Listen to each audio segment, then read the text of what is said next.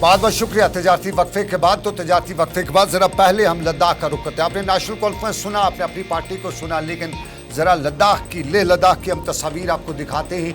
आज दिन भर लेह में हड़ताल रही, करगिल में हड़ताल रही, लेह में मुजाहरा रहा और करगिल से लेके लेह तक मुजाहरे का असल मकसद जो यही था कि उनकी जो अपनी डिमांड्स हैं, जो करगिल अपेक्स बॉडी है, लेह का जो दूसरी पार्टी है, वहाँ पे सब मुत्तहिद हो चुके हैं और अपने मामलात लेके दिल्ली तक पहुँच रहे हैं। और दिल्ली में अगले हफ्ते यानी फरवरी के तीसरे हफ्ते 19 फरवरी को मुलाकात भी हो रही है, बातचीत भी हो रही है। और ज़राया ये भी बता रहे हैं कि आज की हड़ताल पिछले मामलात और बातचीत के बाद कोड ऑफ कंडक्ट लागू होने से पहले पे लद्दाख के सिलसिले में कई अहम ऐलानात भी मुतवक्का हैं।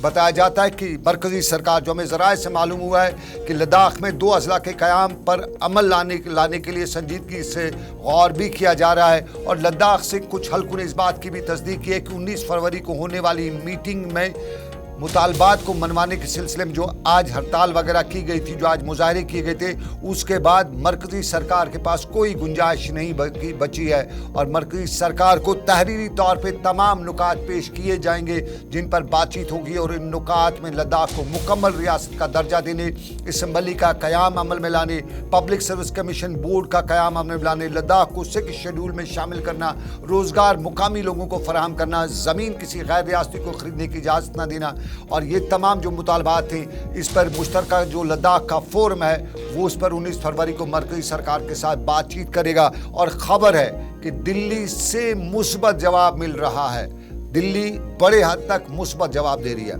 तो इस हवाले से ज़रा लद्दाख की आज की तस्वीरें हैं और लद्दाख इस अपने मुतालबात को लेके अपने सारे जो आपस में मामला थे करगिल और लेह के, वो भूल कर इकट्ठे हुए हैं और सभी इकट्ठे हुए हैं क्योंकि मुश्तरका प्लेटफार्म बना के कोई फार्मूला बनाया जा सकता था। ज़रा लद्दाख चलेंगे, वहाँ लद्दाख के लोगों का सुन लेते हैं और उसके बाद हम उस बड़े मुद्दे पे आएंगे, कश्मीरियों को क्या हो गया, क्यों नहीं बात हो सकी कश्मीरियों की, तो उस पर बात करेंगे। लेकिन पहले लेह में क्या कहते थे लोग।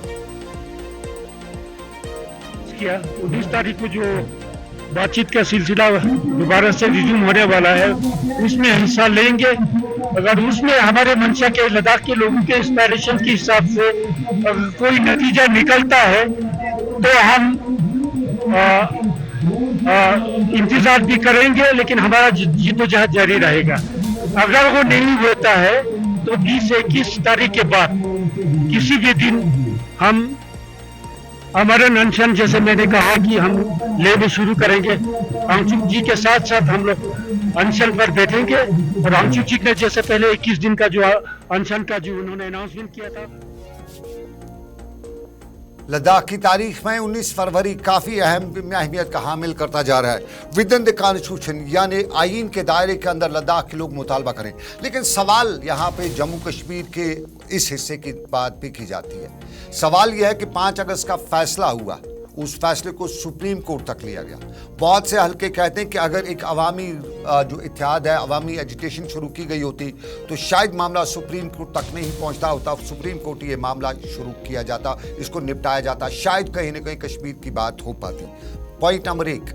पॉइंट नंबर 2, कश्मीर के जो हमारे MLAs MPs थे और हमारे जो लोकसभा राज्यसभा के मेंबरान थे, 5 अगस्त को भी वहीं पे थे, 5 अगस्त के बाद भी वहीं पे थे, पार्लियामेंट में थे, हिंदुस्तान के सबसे बड़े जो मंदिर है जमहूरियत का उसमें मौजूद थे।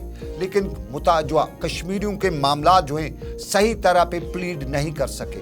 मोहम्मद अकबर लॉ नॉर्थ को रिप्रेजेंट करे थे, उनसे तो गिला नहीं था क्योंकि उनको तबीयत बराबर उनकी ख़राब रही, वो इजाज़त नहीं दे सके। फारूक अब्दुल्ला, उन पे गिला करें, शिकवा करें, शिकायत करें, क्या करें, क्योंकि अक्सर लोगों का कहना है कि कहीं न कहीं उन पे एक प्रेशर था, क्रिकेट स्कैंडल का प्रेशर था और पार्टी का और दबाव था, मसालियत उन्होंने इख्तियार की और सही तौर पे रिप्रेजेंट नहीं कर सके।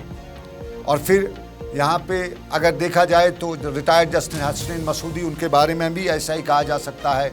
इवन के खुद वज़ीर दाखिला उनके बारे में कमेंट्स भी पास कर चुके हैं। PDP की तरफ से भी 2 राज्यसभा के मेंबर थे, नॉर्थ कश्मीर से फयाज मीर थे, साउथ कश्मीर से सब जानते हैं लीडर थे। लेकिन कुछ सवालात उन पर भी उठ रहे हैं और सवालात बड़े संगीन उठ रहे हैं। अब आइंदा में यही मुद्दा हम उठा रहे हैं, इंतखाबात आ रहे हैं तो इंतखाबात में क्या कश्मीरी रिप्रेजेंटेशन जो है सही तौर पर अपना काम कर चुके या नहीं। मेरे साथ एडवोकेट इरफान हफीज़ लो ने एक वोकल वॉइस जम्मू कश्मीर की, और ये जम्मू कश्मीर के मुद्दों को उठाते रहे, ख़ास तौर पे 5 अगस्त का फैसला और 370 का जो सुप्रीम कोर्ट में फैसला था उस पर ये खुद वकालत भी कर रहे थे। एडवोकेट इरफान हफीज़ लोन साहब, बहुत बहुत शुक्रिया मुझे ज्वाइन करने के लिए। मैंने इस खबर के एंट्रो में ही, इरफान साहब आप तक मेरी आवाज़ आ रही है? जी बिल्कुल साफ आ रही है। बहुत शुक्रिया आपका। मैं ज़रा जानना चाहूँगा, 5 अगस्त के फैसले के बाद मुझे भी गिला है, क्योंकि मैं इस रियासत का बाशिंदा हूँ, मेरा वोट है, मेरा हक है, ये मेरी मातृभूमि है। बहुत से कश्मीरियों को इस तरह कहा है कि हमारे पॉलिटिकल रिप्रेजेंटेटिव सही तौर पे हमारी नुमाइंदगी नहीं कर सके। हमारे एमपी जो थे, अगर लद्दाख वाले जिस तरह से सब मुत्तहिद हुए हैं, क्या कश्मीर की लीडरशिप मुत्तहिद नहीं हो सकती थी? 5 अगस्त का फैसला कोर्ट तक पहुंचने के बाद आउट ऑफ कोर्ट भी नहीं हल हो सकता था। देखिए सनम साहब, मैं आपसे इत्तेफाक रखता हूं कि कहीं ना कहीं मजमूई तौर कलेक्टिवली सब लोगों की गलती रही है। आप अंदाजा करिए, हमारे पास प्राइम मिनिस्टर, इंडियन कॉन्स्टिट्यूशन में, हम कोई संविधान के दायरे के बाहर बात नहीं कर रहे हैं, कॉन्स्टिट्यूशन ऑफ इंडिया के दायरे में हमारे पास सदर रियासत था, प्राइम मिनिस्टर था, 370 था, 35A था। ऐसे प्रोविजन थे कि बाहर का जमीन नहीं ले सकता है, बाहर का नौकरी नहीं कर सकता है। हमारे पास फुल फ्लैज स्टेट था, अपना स्टेट का एक फ्लैग था, हमारी असेंबली थी। और आज आप देखिए, हम उस चीज को रिटेन नहीं कर पाए। काश हमने उस चीज को रिटेन किया होता। आप देखिए हम आज कहां पर है, ना प्राइम मिनिस्टर, ना सदर रियासत, ना 370, ना 35A, ना आपके पास प्राइम मिनिस्टर, आपके पास ना सीएम, आपके पास ना गवर्नर। गवर्नर से नीचे एक होता है पोस्ट LG। आपकी स्टेट ब्रेक होगी। तो कहीं ना कहीं हम मजमूई तौर कलेक्टिवली सारे लोग फेल हो गए हैं कि जो हमारे पास था हम उसे नहीं बचा पाए। और हम ये कहना चाहेंगे, बहसत कौम, बहसत अवाम, और उसमें अवाम की भी जवाबदेही होती है कि उन्होंने जिन लोगों को अपना एतमाद दिया था कि भाई आपको जो हमारे पास है इसकी आपको सुरक्षा करनी है, अपना एतमाद दिया था, अगर वो नहीं कर पाए उस एतमाद को, तहफ़्फ़ुज़ उस चीज को, तो लोगों को उनको जवाबदेह बनाना चाहिए था। एक बार फिर लेकिन लोगों ने नहीं बनाया। मैं एक बार फिर आ रहा हूँ, हमारी ये जो लीडरशिप यहाँ की एक बार फिर बता रहे हैं कि हम आ रहे हैं, हम जी आपके हकूक़ का तहफ़्फ़ुज़ करेंगे। 70 सालों में इनने हकूक़ का तहफ़्फ़ुज़ नहीं किया। मैं नेशनल कॉन्फ्रेंस में PDP 2 बड़ी जमातों की बात करूँगा। मुझे BJP, मुझे कांग्रेस, दूसरों से कोई गिला नहीं है, क्योंकि ये लोग बताते थे, मेरे जो फैमिली के लोग हैं सब इनके साथ जुड़े रहते थे। तो आज ये दोबारा फिर आएंगे, किस मुंह से ये लोग फिर आ रहे हैं? आप भी पॉलिटिशियन हैं, आप भी शायद पॉलिटिक्स में आ रहे हैं, मैदान में आ रहे हैं, तो क्या ये मुंह दोबारा है दिखाने के लायक इन लोगों को? देखिए सनम साहब, वक्त की जरूरत है हमें। अगर माजी में ये कहे कि माजी में किसने क्या ब्लंडर्स किए, तो मैं ये कहूंगा कि वो अवाम के मुफाद में नहीं है। हमें इस वक्त, जो मैं वो कहता हूं अक्सर बेशतर, हमें सनम एजाज साहब, मैं कहता हूं कि हमें इलेक्टोरल पॉलिटिक्स से ऊपर उठ के वक्त की जरूरत है।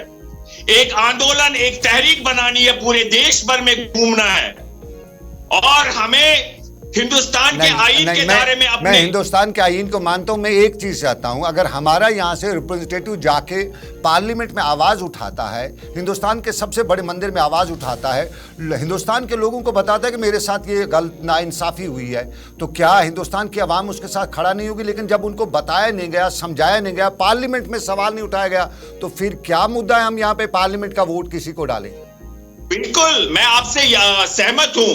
मैं कहता हूं वही आपसे आंदोलन पार्लियामेंट के अंदर और बाहर, हम यही कहना चाहेंगे, जब आप एक आंदोलन करते हैं, पूरे मुल्क में घूमते हैं, आपको कनन गोपीनाथन जैसे लोग भी मिलेंगे जिन्होंने नौकरी छोड़ दी आपके हुकूकों के लिए। आपने हाल में देखा सुप्रीम कोर्ट में 50% अप्रोक्सीमेटली जब आपने संविधान के दायरे में कुछ ढूंढा, वहां लोग आपके साथ खड़े हो गए। इस देश के लोग बहुत अच्छे। सनम साहब, मैं आपसे सहमत हूं, जब आप पार्लियामेंट में देखते हैं ना पार्लियामेंटेरियंस को, जो हमारा कश्मीर का केस रखते हैं बाकी रियासतों से, हमारा केस वहां प्लीड करते हैं। मैं बिल्कुल शुक्रगुजार हूँ महुआ मथुरा का, मैं महुआ मथुरा का, मैं कांग्रेस के उसका जो कश्मीर का है नहीं उसका शुक्रगुजार हूँ जिनने कश्मीरियों का, कश्मीरी लीडरशिप के बरक्स उनका केस उठाया। लेकिन अब मैं थोड़ा सा जानना चाहता हूँ, मैं मुकम्मल कर रहा हूँ, प्लीज मैं मुकम्मल कर रहा हूँ। जब वो आपका केस वहां पर रखते हैं तो जिस बेहतरीन तरीके से वो रखते हैं तो आपको एक राहत मिलती है, भले ही वो मसले का हल नहीं है। तो मैं आपसे सहमत हूं, वक्त की जरूरत है एक कॉम्पिटेंट,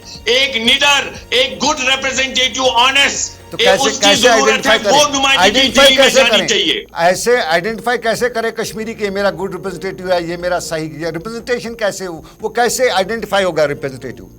देखिए लोगों को देखना है, अगर आप देखेंगे आपको देखना है हु इज द पार्लियामेंट का मटीरियल कौन है, जो वहां पर पूरा भारत बैठा होता है उस पार्लियामेंट में। आपने सही कहा, अगर आप वहां पर अपनी बात को, अपने दर्द को सामने रखेंगे, उन्हें बताएंगे कि हम नेशनलिस्ट हैं जैसे लोग, पीस लविंग लोग, आपने हमारे स्टेट को यूटी क्यों बनाया, आपने ये जाति की, मुझे पूरी उम्मीद है वो एक इफेक्टिव आवाज होगी, रिजल्ट ओरिएंटेड होगी। इसलिए अवाम को देखना है कि एक सही नुमाइंदा आगे जाना चाहिए। और मुझे इन पॉलिटिकल पार्टी से अपील है, खुसूसन एनसी और पीडीपी से, कि वो पहल करे, फैसिलिटेट करे कि एक अच्छी नुमाइंदगी दिल्ली में चली जाए, वो अवामी मुफाद में है। वो अपने तनाजुम है। बहुत शुक्रिया इरफान हफीज लॉन साहब। मेरे ख्याल में आपसे अच्छी रिप्रेजेंटेशन कोई नहीं कर सकता, मैं भी अच्छी कर सकता हूँ कि हमने दोनों मिलकर इसके लिए आगे बढ़ाए, लेकिन काम जिम्मेदारी आपकी है। लेकिन हमारे इन पॉलिटिकल पार्टीज को भी, जिनका गुपकार अलायंस अब कहीं पे नजर नहीं आ रहा है, जिनके बाकी मामला अब कहीं नजर नहीं आए, वो रिप्रेजेंटेशन की बात करें। लेकिन मुद्दा जम्मू कश्मीर का, और जम्मू कश्मीर में एक छोटा सा तिजारती वक्फा लेते हैं, ब्रेक के बाद वापस आएंगे। शराब की पॉलिसी भी बनी है और उसके साथ साथ हमारे तालीमी निज़ाम की पॉलिसी पर भी सवाल उठे हैं, लेकिन इस छोटे से तिजारती वक्फे के बाद।